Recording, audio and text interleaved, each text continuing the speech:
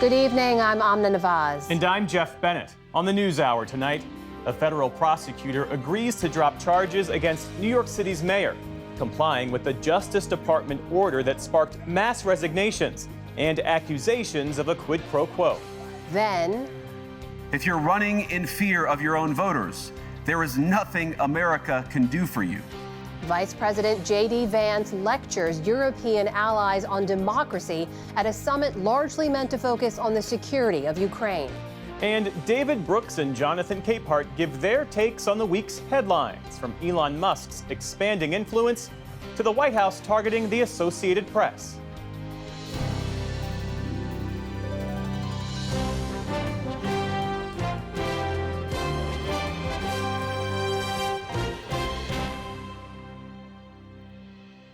Major funding for the PBS NewsHour has been provided by Friends of the NewsHour, including Jim and Nancy Bildner, and the Robert and Virginia Schiller Foundation. The Judy and Peter Bloom Kovler Foundation, upholding freedom by strengthening democracies at home and abroad.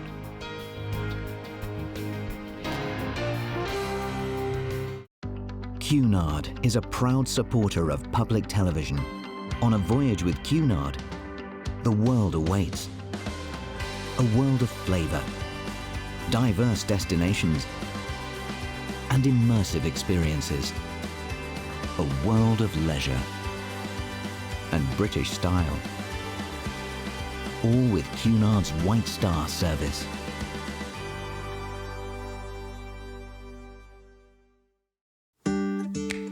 The John S. and James L. Knight Foundation, fostering informed and engaged communities. More at kf.org.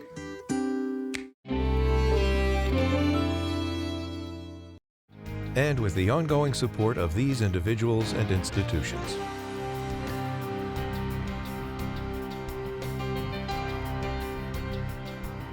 And Friends of the NewsHour.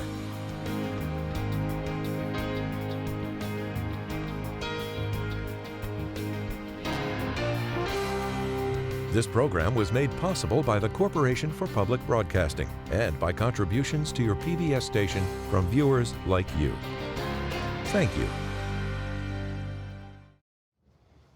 Welcome to the NewsHour. A wave of resignations is shaking up the U.S. Justice Department after the Trump administration gave orders to drop the corruption case against New York City Mayor Eric Adams. So far, at least 7 officials have quit, and Adams is facing increasingly loud calls to step down. the exodus began yesterday with one of New York's top federal prosecutors, and it's already being dubbed the Thursday Afternoon Massacre, recalling the famous Saturday Night Massacre during the Watergate scandal.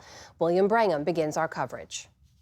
Throughout this entire ordeal, which I think today, New York City Mayor Eric Adams was playing defense. I had to endure for something I didn't do. I didn't do anything wrong. Including a PR blitz on Fox News. All the while, the U.S. Department of Justice is in upheaval over the fate of the corruption case it brought against the mayor. Yesterday, 6 DOJ officials resigned after refusing an order from the department in Washington to dismiss the case. Acting U.S. Attorney for the Southern District of New York, Danielle Sassoon, a Republican who clerked for the late Supreme Court Justice Antonin Scalia, started the exodus.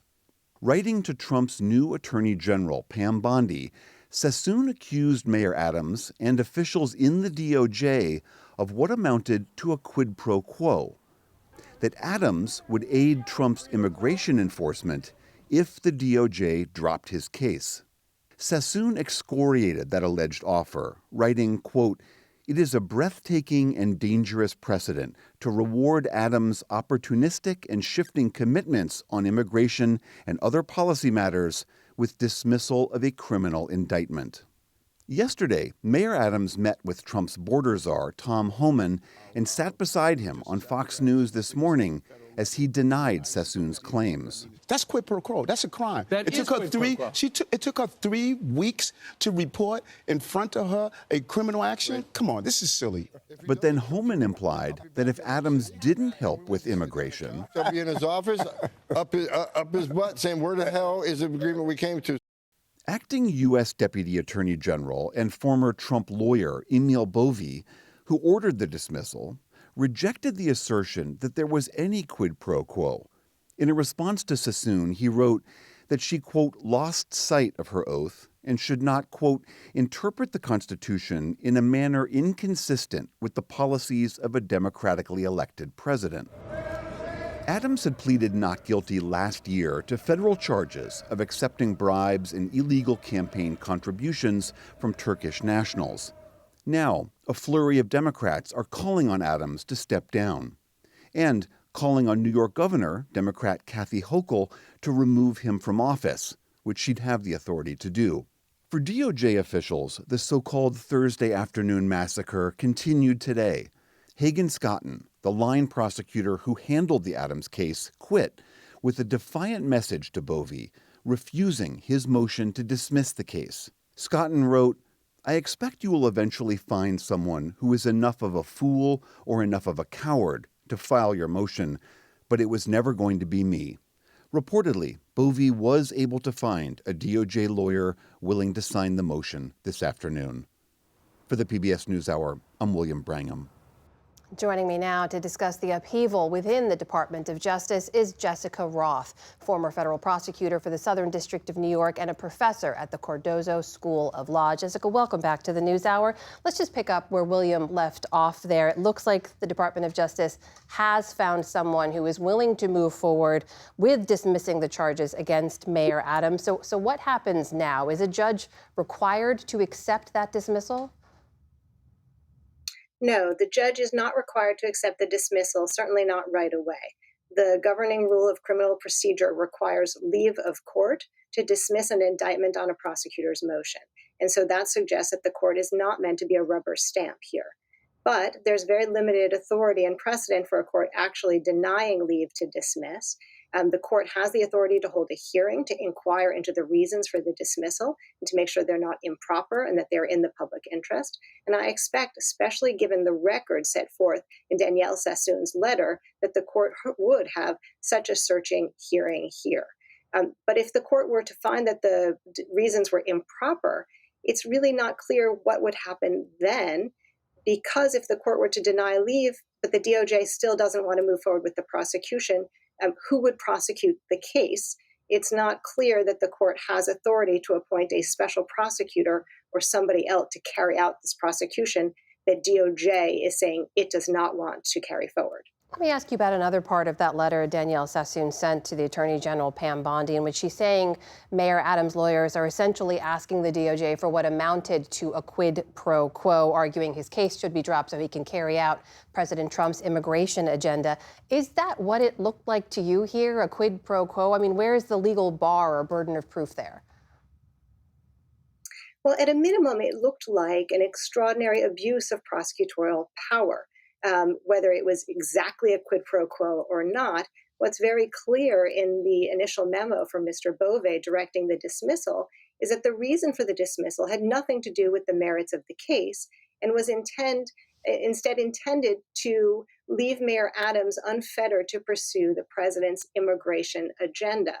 And it said that the charges could be reinstated at a future date, very clearly leaving hanging over Mayor Adams' head the threat of reindictment if, in fact, he did not comply with the president's immigration agenda and fell out of favor with the administration. So at a minimum, it's clearly improper and an abuse of the prosecutorial function.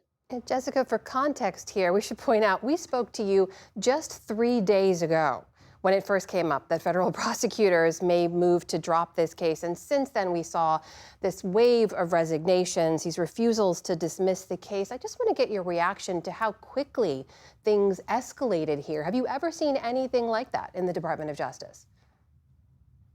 No, this is an absolutely unprecedented situation. And I think what we've seen is an extraordinary display of integrity and courage from the prosecutors in the Southern District of New York who refused to comply with an order with which they could not comply in good conscience, and also from the lawyers at the Department of Justice Public Integrity Section in Washington, D.C., who similarly refused to sign the order when the acting Deputy Attorney General transferred the case to them when the Southern District refused. So this is an extraordinary moment of upheaval within the Department of Justice, where we see a standoff between the new leadership and the professional ranks of prosecutor who've been trained in a certain tradition of prosecutorial norms. Jessica Roth, former federal prosecutor for the Southern District of New York, professor at Cardozo School of Law. Always good to see you. Thank you for your time. My pleasure.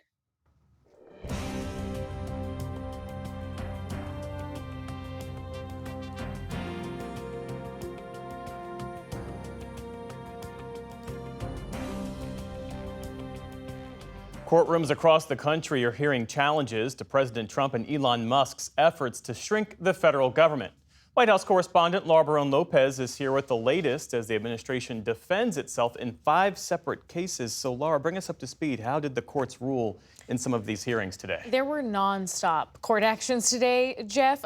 So to start off, one federal judge extended a restraining order against DOJ, that's that Department of Government Efficiency led by Elon Musk, barring them from accessing Treasury payment systems. So that restraining order is extended. There was another lawsuit where the Consumer Financial Bureau essentially was told that they don't have to delete. It was trying to prevent their full-on dismantling, which is being done by Elon Musk and other Trump administration officials. And the judge said that no CFPB employees could be fired. And another case brought by 8 fired inspectors general, the judge said that they would not issue any emergency action to reinstate those inspectors general, and that case is going to be ongoing. Then in a case challenging Elon Musk and DOJ's entire operation, another federal judge asked for more specifics and said that they would rule at a later date. All of that is happening, Jeff, as DOJ is growing its numbers. I was told by a source familiar with the situation that billionaire Joseph Gebbia, the Airbnb co-founder, is joining the efforts at DOJ with Elon Musk, and he was at the Office of Personnel Management today being onboarded. And the administration is still moving forward with these firings across different government agencies. How expansive is this?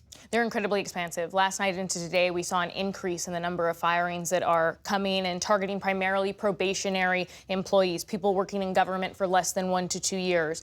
We're estimating that more than 200,000 employees could be impacted. So when you look at it by the numbers, that's more than 5,000 at the National Institutes of Health and the Center for Disease Control, more than 1,000 at the Veterans Affairs, more than 1,200 at the Energy Department, and more than 3,000 at the U.S. Forest Service. And when it comes to those being terminated at the CDC, one of our sources told NewsHour's Murray Jacobson that at least 100 members of the Epidemic Intelligence Service are expected to be terminated very shortly. Those are disease detectives. If you watch Contagion, Jeff, Kate Winslet's character was a member of that EIS service. And then when it comes to the Energy Department cuts, some of those cuts are within the Nuclear Security Administration. So a number of people consider this very risky and wide across the board.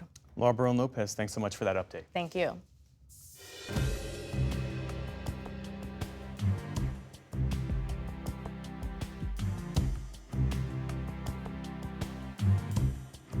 We start the day's other headlines with new information on the deadly collision between an American Airlines jet and an Army helicopter in Washington, D.C. last month. Federal investigators now say the Black Hawk crew may have missed a key instruction by air traffic control seconds before the crash. The plane was coming in for a landing at Reagan National Airport when the collision occurred. All 67 people on board both aircraft were killed. NTSB Chairwoman Jennifer Homendy said today that air traffic control instructed the helicopter to pass behind the jet as they were getting closer. The portion of the transmission that stated "pass behind the" may not have been received by the Black Hawk crew. Transmission was stepped on by a 0.8-second mic key from the Black Hawk. The Black Hawk was keying the mic to communicate with ATC. Homendy also said investigators believe the crew were wearing night vision goggles, and they're looking into whether altitude readings inside the helicopter's cockpit were inaccurate at the time of the collision. A federal judge has ordered the Trump administration to lift its funding freeze on foreign aid and has given officials a 5-day deadline to prove they are doing so. The order late last night was the first to challenge the freeze. It cited the financial impact that the cutoff of payments is having worldwide. President Trump ordered the 90-day freeze last month to allow officials time to determine which groups would keep getting federal funds. The judge in his ruling said officials have not offered any explanation for why a blanket suspension was a rational precursor to reviewing programs. In the Middle East, Hamas announced the names of the 3 Israeli hostages it intends to release tomorrow in the latest exchange of the fragile ceasefire.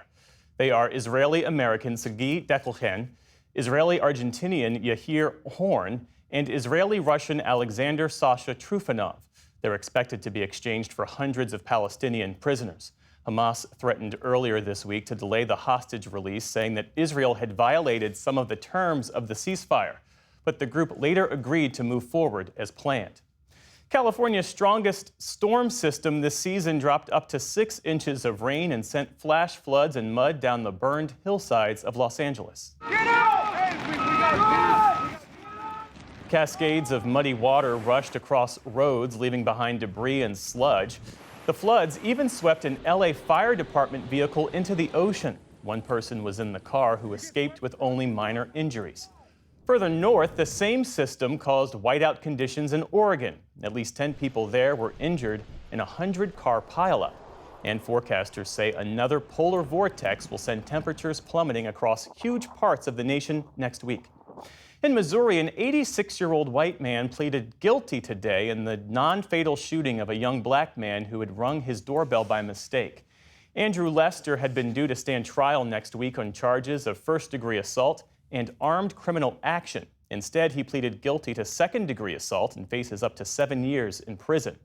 Ralph Yarl was in court today to hear the plea. He was 16 years old when he mistakenly ended up at Lester's house after mixing up the streets where he was due to pick up his twin siblings. The shooting renewed questions about America's relationship with guns and race. Yarl has since graduated from high school, earning a National Merit Award for academics. On Wall Street today, stocks ended mixed after an otherwise strong week. The Dow Jones Industrial Average slipped 165 points, or about 1/3%. The Nasdaq posted a decent gain, adding roughly 80 points.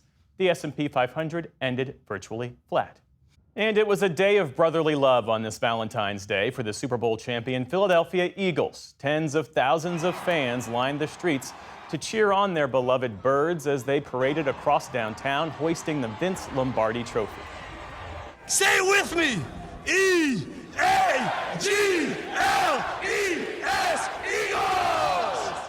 And with that final rallying cry from the famous Rocky Steps and in front of a sea of Kelly green, the Super Bowl underdog celebrated being top dog for the second time in the team's history.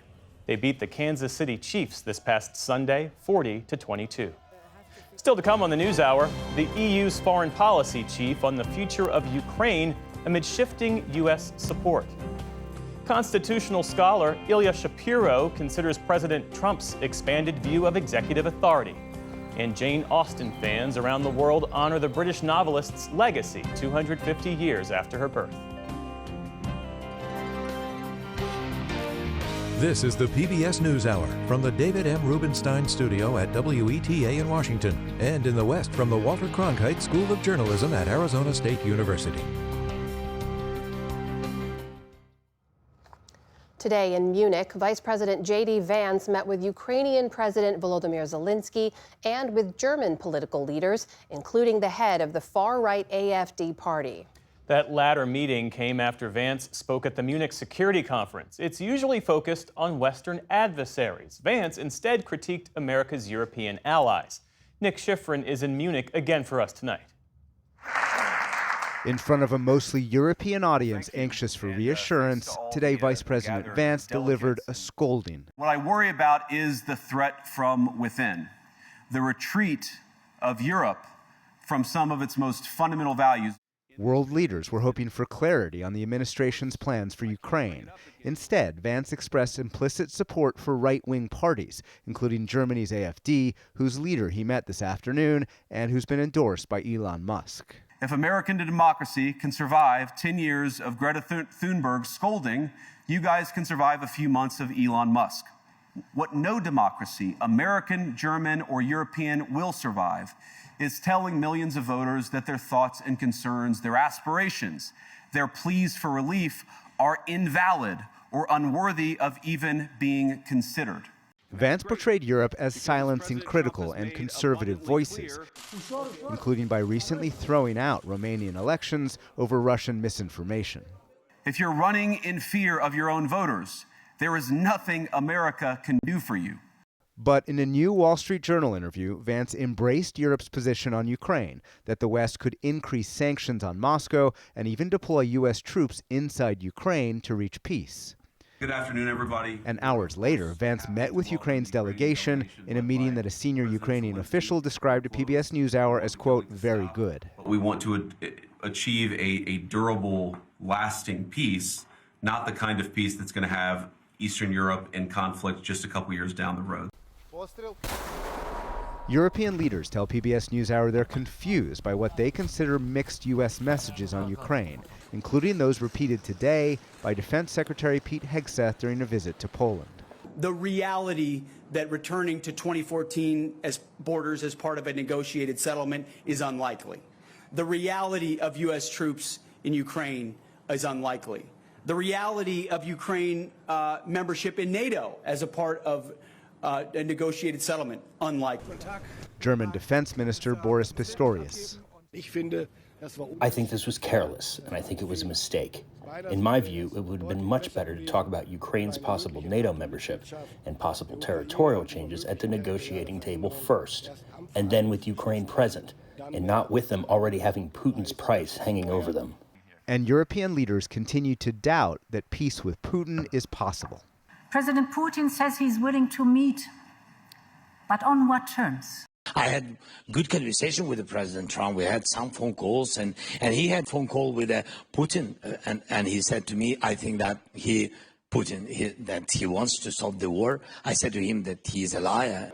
Zelensky added today that Ukraine would need real security guarantees in order to make any ceasefire durable. He said that the U.S. needed to be part of those security guarantees. But Amna, today a State Department spokesman said, quote, we expect European partners to take the lead in establishing a durable security framework and look forward to their proposals. So, Nick, tell us about the mood in the room during Vice President Vance's speech and also what you're hearing from attendees tonight.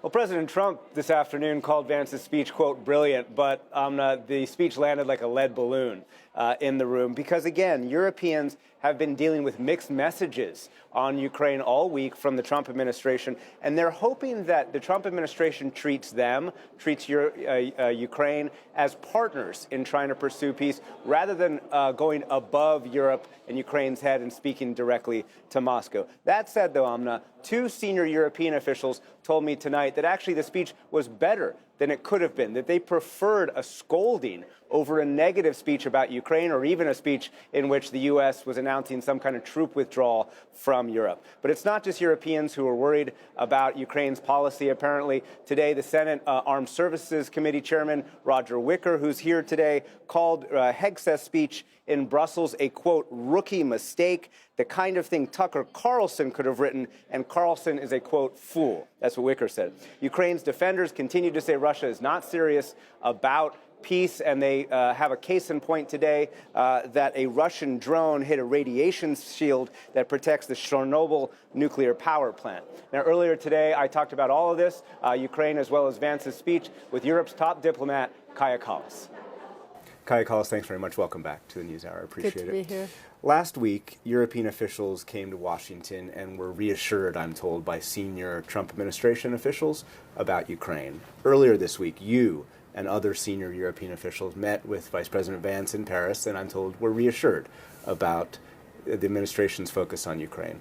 But this week, we also heard from the Defense Secretary, Pete Hegseth, questioning whether Ukraine could ever get back occupied territory and essentially taking NATO off the table. What's the impact of the mixed messages from the United States? Well, the new administration is starting, and of course, we are building up our relationship with the new administration as well. I mean, I've had good call with Marco Rubio as well, who was also very assuring on Ukraine. So, of course, we have to figure out the messages, what is right. But this conference is a good place. We have a lot of meetings with the representatives to understand what are the ideas really of the United States regarding Ukraine. But can Europe actually make plans for Ukraine? Can you and the United States work on a strategy for Ukraine when you're getting these mixed messages? Well, we have the strategy in place. I mean, for us, it's very clear. It is to put the pressure on Russia to really stop this war. When President Trump says that I just want the killing to stop, it's easy. If Putin would stop, bombing Ukraine. This night we heard that they were bombing the nuclear station. So clearly Putin doesn't want peace. So the pressure, the political, economical pressure should be on him so that, he realizes that, he can't win and realizes it's a mistake to be there. But President Trump also said this yesterday in the Oval Office, quote, "Yes, I do believe Putin wants peace," and quote, "I trust him on this subject." What's your response to his saying that? Well, maybe he doesn't know Putin as well as we do. Putin is not really keeping his promises. If you think about, we have had such quick fixes, deals like Minsk I, Minsk II, and the all previous diplomacy between Russia and Ukraine. Yes, previous ceasefire agreements that were only, necessary for Putin and Russia to get their act together more and attack in a bigger scale. So I think the history proves that, and that's why they only understand the language of strength. And we have to be really strong and firm that you can't win here. Because if the United States is worried about China, if we can't get Russia right, we can't get China right either, because they are carefully watching how this goes. One of the possibilities when it comes to a possible ceasefire in Ukraine, if we were to get to that, would be for European troops to deploy inside Ukraine. In your conversations with European leaders, are they willing to consider that, even if, as Hegseth said this week, that the United States wouldn't protect them under Article 5? Well, first, we have to understand that there's no peace. In order to have peacekeeping troops, you need to have peace. But again, Putin doesn't want peace, and that is a big problem that we need to address right now. And of course, if there is a peace, then we need to discuss what are the security guarantees. Yesterday, we heard the Defense Secretary of Ukraine saying that, U.S. gave us promises in the Budapest Memorandum. Give up your nuclear weapons and we will defend you when Russia attacks. And where are you now? So he was really very vocal in saying that, you have not kept the promises you gave us. So right now, if we talk about security guarantees, then they really need to be credible. What are these security guarantees that would really deter Russia from attacking again? You and von der Leyen, the president of the European Commission, have both said publicly in the last couple of days that any kind of tariffs would essentially create conflict between the United States and Europe that is unnecessary. Do you think the United States imposing tariffs on Europe would prevent Europe from working with the United States on Ukraine? No, we have different cooperation points. So it's clear that, there are no winners in trade wars. The consumers are the biggest losers because the prices, rise due to this. So I hope that these things are settled between the United States and Europe. Okay, if there is trade imbalance, then of course we can see what we can do about this. But starting a trade war, I don't think it's a good thing, because who is laughing on the side is China. And finally, we've been talking about this. Most of the security conference is focused on this, but the Vice President, J.D. Vance, gave a speech today in which he said that the greatest threat that Europe faces is from within. And he said, quote, "There is no security if you're afraid of the voices, the opinions, and the conscience that guide your own people. If you're running in fear from your own voters, there's nothing America can do for you." Is Europe afraid of the voices, opinions, and conscience of its own people? freedom of opinion, freedom of press is one of the fundamental values that the European Union stands for. And as you see, we have a lot of elections going on all the time, a lot of very different groups and very vocal, and I don't really agree with that criticism. And I think, of course, we deal with our domestic problems on our own, but we need to cooperate on the big international worries that we have, and this is, for example, the war in Ukraine. Kaja Kallas, thank you very much. Thank you.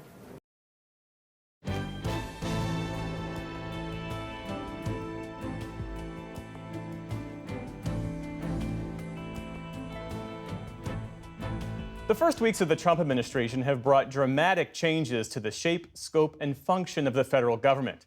Our new series on democracy is taking a step back to look at big questions about the institutions, norms, and laws that have shaped the country and the challenges they face today. Ilya Shapiro is Director of Constitutional Studies at the conservative-leaning Manhattan Institute and the author of Lawless, The Miseducation of America's Elites. Thanks for being here. Appreciate it. Great to be with you. Well, as we sit here and speak, we've got another case that is raising questions about the rule of law in this new Trump era. At least 7 prosecutors and officials have stepped down over the DOJ order to dismiss corruption charges against New York Mayor Eric Adams.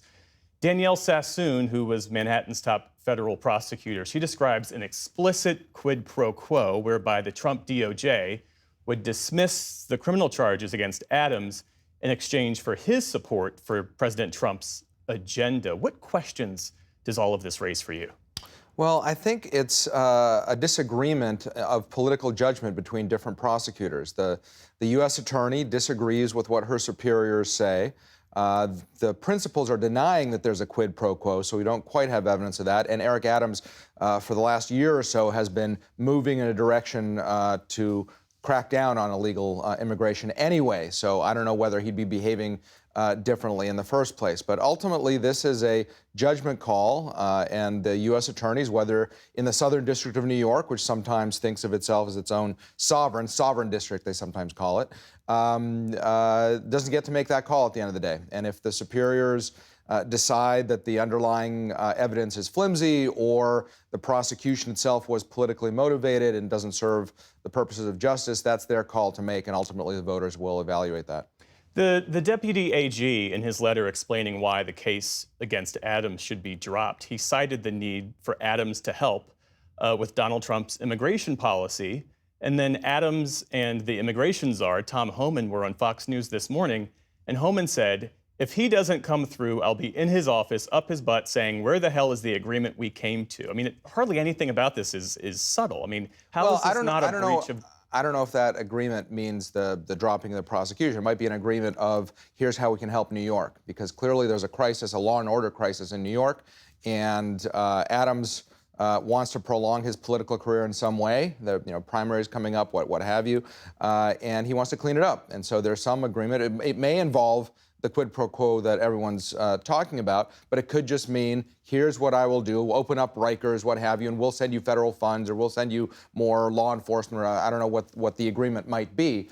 But Adams wants to work with this administration on the illegal immigration problem. So in your view, this is not, so far as we know, a fundamental breach of justice? We don't have, there's no evidence in the record, a prosecutor would say, to say that. There are allegations, and you can make a case, but on the face of what has come out, the dueling letters and what have you, this is just a disagreement on prosecutorial discretion. President Trump, the Trump administration, they have frozen domestic spending, frozen foreign aid without congressional approval. They've dismantled USAID, threatened to dismantle the education department. There are dispassionate observers who look at this and say that this is textbook executive overreach. How do you see it? Well, executive overreach is when you're creating new programs out of thin air, like Barack Obama with his pen and phone government, with DACA or DAPA or all of these other things, or President Biden forgiving student loans that was blocked by the Supreme Court, said, I'll do it another way, or vaccine mandates, all of these things that are creating new authorities that didn't exist. Here, they're putting a pause on spending. They're reorganizing the executive branch, which is within the executive's power. Why not go through Congress as the framers intended? He's got a pliant House Republican majority, a Senate majority as well. And if you legislate this, the impact would be enduring. Why not? Well, it depends what the this is. I do hope that the Trump administration goes to Congress and asks for restructuring of these various agencies and things like that, because if it's all done through executive action, then as we see, you live by the executive action, you die by it, and the next Democratic president will just reverse it. It would take an act of Congress to eliminate the USAID or to eliminate the Department of Education. But reorganizing certain things, shifting funding priorities, auditing the accounting and the finances and things like that, that all is fully within the purvey of the government, including of DOGE. I want to ask you about Elon Musk, because President Trump, by all outward appearances, has given him a fairly broad mandate. Any cause for concern about the lack of checks on Musk's actions and the fact that he is in many ways the arbiter of his own conflicts of interest, given his very lucrative government contracts? Well, the conflict of interest is a political story. I mean, it's if the administration takes political hits for having a lax conflict of interest policy for President Trump himself, for example, that's a judgment call for the voters to make ultimately in the midterms coming up and what have you. Musk is a special government employee, which means he has authority to run this. He has his tech gurus, these guys with spreadsheets and green eye shades and whatever else that are identifying money that looks like it's mismanaged, misspent. Again, not saying, Congress said spend that on this, but we're not going to do that. That's not the case. Where there's discretion by the agency, they're looking at things that this administration might have different priorities. There have been arguments, as you well know, that we are either in or that we're approaching a constitutional crisis. I'd imagine you would disagree with that. But what to you would signal a constitutional crisis? What to you would signal that this democratic experiment is in peril?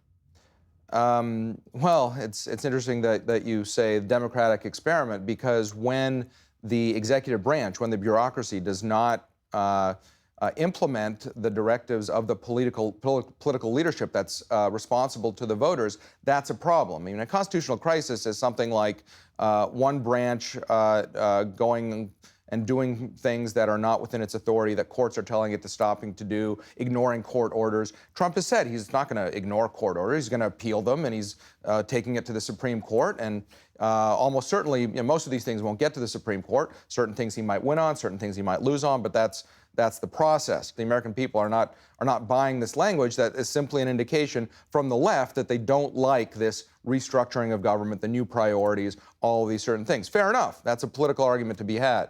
But this is not any sort of constitutional crisis. Ilya Shapiro with the Manhattan Institute. Thanks for coming in. Thank you.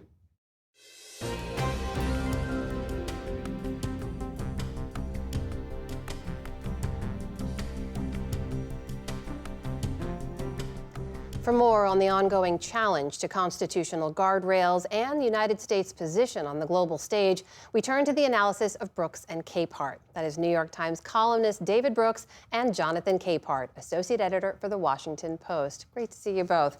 Jonathan, kick us off here, and let's start overseas. We saw the first major international summit since Mr. Trump returned to office, in which the Secretary of Defense reversed U.S. policy on Ukraine before walking it back. We saw Vice President Vance scolding our European allies. And this is the same week that President Trump announced potential reciprocal tariffs on both our adversaries and our allies. When you put all of this together, what does this say to you about America's place in the world right now? It says to me that America's place is shaky.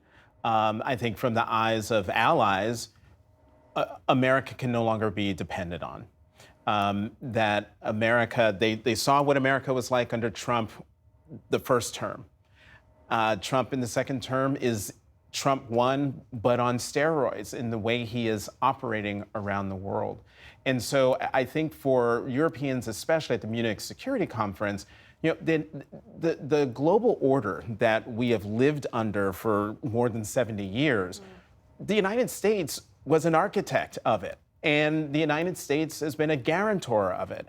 And it has led to, generally speaking, peace and prosperity to the world that we live in now. The Europeans look to the United States for leadership, but also for protection and as an ally. And that, as we've seen with the speeches from the vice president, from the defense secretary, that's not the America that they're seeing in Munich.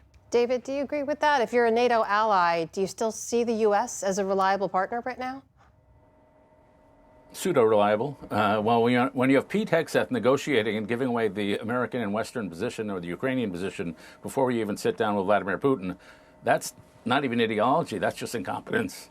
And so if you're a European, you would be alarmed at that. But then you look back, we have friends. It's like any human being, countries have friends. America was there for Europe in World War I, Woodrow Wilson. Winston Churchill leaned on Franklin Roosevelt. We leaned on the Europeans during the Cold War by basing missiles there, by basing bases there. We have friendships. When 9/11 happens, the Europeans are there for us. And you rely on these friendships just as you would in life. And the Trump administration does not have friendships. They have bullying relationships. And for J.D. Vance to meet with the head of the AfD and not the Prime Minister of Germany is kind of appalling. As one German said today, we Americans denazified Europe and Germany, and now we're renazifying it. So they have the right to be upset. Meanwhile, back here, we also saw this week a remarkable scene, Jonathan, in Washington, D.C., in the Oval Office, in which a private citizen, an unelected billionaire in Elon Musk, essentially just held court in the Oval Office with a number of reporters while President Trump sat silently by. We're now seeing Mr. Musk and the Doge teams kind of slashing and burning their way through the federal government workforce. We've seen lawsuits challenging his actions and the executive actions of the president as well. And we've seen Vice President Vance say that he's not sure that the administration needs to comply with some of the court orders. Senator Andy Kim said earlier to me that he believes we're very close to a constitutional crisis. Do you agree with that? Yes. Simply because when the vice president put that social media post out last Sunday, it was breathtaking in what he was saying. I mean, I feel like that we should go back to Schoolhouse Rock and have that little bill come back out and tell us how government works. The judiciary is not a subsidiary of the executive. It is not beholden. It is one of the three branches of government. And if the judges come out and say, what you're doing is illegal or unconstitutional, there are other ways to get around that. But what the president is doing and what Elon Musk is doing is, what the vice president is doing in challenging the authority of the judiciary. That is what makes this like the borderline constitution. Right now, we're going through the process thing. Judges are putting injunctions and holds on things. But what happens if there's a definitive ruling and Trump just decides, I don't care? Then we will be in a crisis. But right now, we are edging there very quickly, I think. David, what do you make of that? Yeah, I think edging there. I think the Supreme Court will rule pretty heavily against a lot of these Trump things. If Trump divides the court, then we're in a crisis. Now, I wouldn't call it a crisis. I'd call it an institution of state failure. I've lived in Washington a long time. I have a lot of friends who serve in government in various locations. And some of them serve in national security, and they think about nuclear code. Some of them serve fighting sex trafficking. Some of them try to boost democracy in Africa. Some of them do biomedical research. And I can't tell you how many conversations I've had over the last week of people who are traumatized, who describe a reign of terror in their agencies. But not only that, a reign of incompetence. If you're around the nuclear codes, you take this stuff so seriously. And then you got a bunch of 23-year-old kids from Harvard coming in there, and nobody knows what information they have access to. Nobody knows what their background checks is. And so basically you see the sacred values of trying to be a good civil servant, you see that trampled.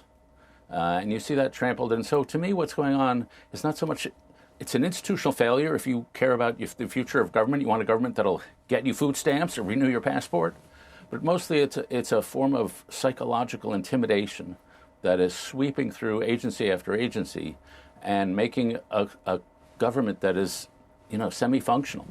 Can I just get both of you to briefly weigh in on this? Because we're nearing 1 month into the Trump presidency. Is it clear to you where the guardrails are, Jonathan? No. In a perfect world, Republicans on the Hill would be the guardrails. They would do things like I don't know, maybe not approve some of these unqualified people to the cabinet, but they haven't done it. And in the case of Speaker Johnson, he's not a guardrail, he's an enabler. He's a true believer. And so without that resistance from one of the branches of government, the executive is, I think, running roughshod. David, do you agree with that? Yeah, I think the courts will stand up. Even the Trump appointees, they have very firm opinions about executive power. They believe in the independent judiciary. They believe in that we have three branches of government. I think that those guardrails will be there. What I object to is Donald Trump was elected mostly by working class people who have real problems.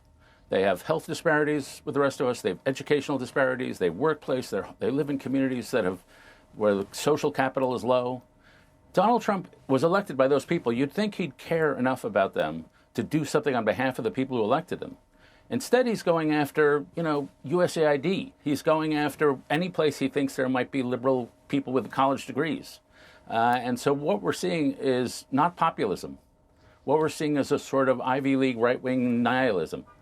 And to me, that is so disorienting and so shocking and so appalling that you can't even serve the legitimate needs of the people who put you in power. They're totally off the board this last month. I need to point out also this week that we saw the Associated Press, which is one of the largest and oldest, most trusted sources of independent news gathering in the country, being barred from the Oval Office and from Air Force One, where the president often speaks at length at both of those places, for continuing to call the Gulf of Mexico, not the Gulf of America, as President Trump unilaterally declared it after coming into office. And I just want to get your take on this, Jonathan, because this is maybe not the first such attack we'll see, but what do you make of what journalists should be doing right now? Well, one, the president is bullying the press corps, and I think that the press corps needs to stand up to the president. And remember, there's only one profession that is protected in the Constitution, and that is the press. And the press is vitally important for a democracy because an informed citizenry is what is the foundation of our system of government, democracy. And if the press doesn't stand up to the president, who will? David, got about 30 seconds left. What's your take? I'm a little less harsh on the Trump administration. Listen, I lived through the end of the Biden administration where there was almost no press access to the guy. And so administrations manipulate the press. That's part of the job. And if they don't want to talk to the AP, fine. The AP can do its own reporting. And so I've lived through all these administrations. And I think the deeper problem here, and this is our business, I hate to comment on the media because I spent my life in it, but we have not represented enough Trump voices over the last 40 years, enough working class voices over the last 40 years. And so if we had done that, maybe some of the hostility that's come our way wouldn't be there.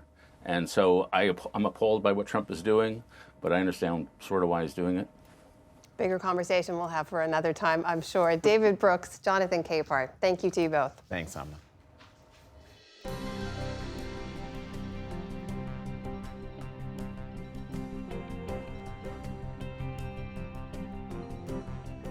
On this Valentine's Day, if you're looking for love, may we suggest you go dancing. After all, as the British romantic novelist Jane Austen wrote in her most popular work, Pride and Prejudice, to be fond of dancing is a, quote, certain step towards falling in love. This year, Jane Austen fans are celebrating 250 years since her birth. And in her homeland of England, they're expecting a tourist boom, as special correspondent Malcolm Brabant reports for our Arts and Culture series, Canvas. Mr. Darcy, allow me to present this young lady to you. She is the most beautiful creature I ever beheld. She's not handsome enough to tempt me. In this Jubilee year, expect a resurgence of Pride and Prejudice, widely considered to be Jane Austen's finest creation. She's probably standing shoulder to shoulder with Shakespeare. The more I know of the world, the more I am convinced that I shall never see a man whom I can truly love. Their work's packed with emotional intelligence of the kind we get from Shakespeare, in fact. You are the loveliest girls I ever set eyes on. Can you not get the merit, Mrs. Dashwood? She also was a pioneer of the novel. She developed the psychological novel. Catherine Sutherland is Professor of Bibliography and Textual Criticism at Oxford University and a leading authority on Jane Austen. She brought women into the novel in a probable and realistic way. Her achievements were huge. But Austen's genius wasn't properly recognised until long after her death. Jane Austen's 6 novels only earned her the grand total of between $70,000 to $80,000 in today's money. Look at them. 5 of them, without dowries. What's to become of them?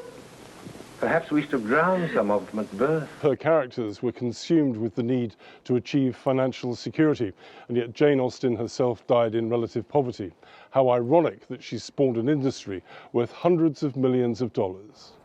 Visitors are expected to flock to this house, where Austen succumbed to illness at the age of 41.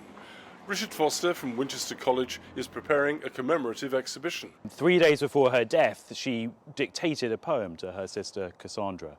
So even then, she was well enough to carry on writing, and it's a very funny poem. Despite being impoverished and relatively obscure, Austen was buried in one of Europe's grandest cathedrals. It's remarkable that Jane is buried in this cathedral, because you wouldn't expect that to happen. But she is here, and she's a focus of an amazing worldwide devotion to her and her writings and all that she's left us. Canon Rowley Ream is Vice Dean of Winchester Cathedral. When we've had a book to remember her, the last big anniversary we had, they wrote sometimes pages in it, just saying how much Jane had changed their lives, what a difference they'd made to their outlook or even their career. This house, Jane Austen's house, is hugely significant. 30 miles from Winchester is the village of Chawton that was a haven for the young writer. Lizzie Dunford runs this 19th century time capsule. So it's a huge period of intense creativity that is made possible and enabled by the creative sanctuary, the security that this house gives. So it has that intense literary significance. And it's in the dining room that Austen's disciples gaze upon the wellspring of her creativity, the writing table. Austen described her novels as her darling children, as her children. They come from this, from their nursery and their cradle, out into that wider world, and they're now read in every corner of the world. I've got all the different layers, so of course you've got your like Mr. Darcy shirts and cravats. Another stop on the Austen trail is Bath, where actress Lauren Falconer portrays the heroine of Pride and Prejudice. Jane Austen is an incredible female writer, and she was so ahead of her time in what she was writing. I play Elizabeth Bennet, who is an obstinate, headstrong girl, but I also think Jane was very subtle in the ways that she was trying to make changes for women in her time period. Each summer, thousands of aficionados flock to Bath for the annual Jane Austen Festival. Tourist chief Catherine Davies says this year's event will be spectacular. I think it's an opportunity for people to dress up, to feel that they're part of history maybe, and with a backdrop like this that looks like a film set, what better place to do it in? Actor Martin Williamson understands why, in these turbulent times, Austen devotees seek to escape into her world. It seems gentler then, a much gentler time, not as complicated as it is living today. But of course it was a very strict social structure, so if you were born at the bottom of the pile, there was no way you could really ascend. Like today, especially in places like the United States, you can make it. You know, you're encouraged. For vlogger and podcast host Izzy Meakin, the Jubilee Festival will be the highlight of the year. You read her books and you can recognise people in your own life, so it doesn't matter that, you know, these were written 200 plus years ago. You can still see people that you know. You're like, wow, I know someone like that, or I can see myself in those characters. I think that's a real testament to her writing and how incredible she was. That enthusiasm is shared in Oxford University's august Bodleian Library, where Catherine Sutherland examines Austen's only surviving manuscript of the novel she never finished. She seems to work very frugally. As you'll see, she writes onto small pieces of paper, and she writes to the very limits of that paper, so she leaves very little space. So her assumption is that this is a draft that's going to work first time. The manuscript was bought at auction in 2011 for over $1 million to preserve for the nation. Oh, it's magical. It's absolutely magical. Just to think that Jane Austen touched this, that Jane Austen worked on this. It's a very intimate experience. A manuscript is like a writer's fingerprint, or it's like getting inside their laboratory and finding out how they create. Is he handsome? He's single. I believe so. Oh my goodness! Everybody behave naturally. Mr. Collins, at your service. Given she was ahead of her time, how would Jane Austen have navigated the 21st century's complex romantic minefields with all their permutations? I think sometimes it can seem like it's much more complicated now. Here's to you. Here's to me. May we never disagree. But if we do, to hell with you, and here's to me. But I think something that Jane Austen would really celebrate is the choices we have now, the freedom when it comes to love. We can love how we want to, and we can love who we want to. After all, the lesson that Austen imparts is that the path to true love requires overcoming pride and prejudice. For the PBS NewsHour, I'm Malcolm Brabant in Chawton, Hampshire.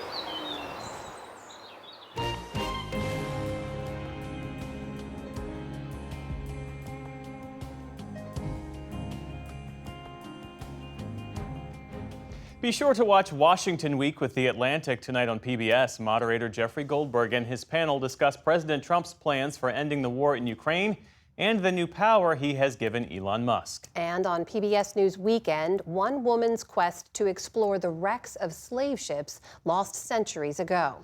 And that is the NewsHour for tonight. I'm Amna Nawaz. And I'm Jeff Bennett. For all of us here at the PBS NewsHour, thanks for spending part of your evening with us. Have a good weekend. Major funding for the PBS NewsHour has been provided by the ongoing support of these individuals and institutions, and friends of the NewsHour, including Kathy and Paul Anderson, and Camilla and George Smith. The Walton Family Foundation, working for solutions to protect water during climate change so people and nature can thrive together. The William and Flora Hewlett Foundation, for more than 50 years advancing ideas and supporting institutions to promote a better world at hewlett.org.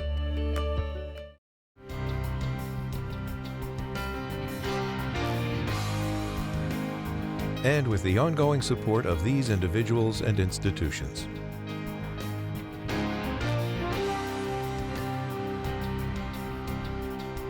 And friends of the NewsHour.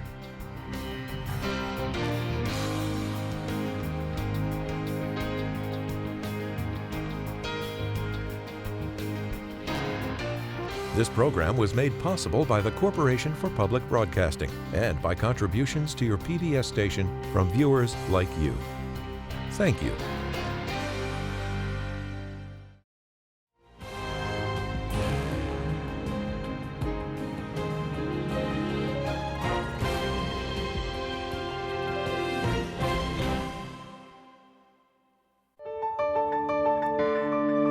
You're watching PBS.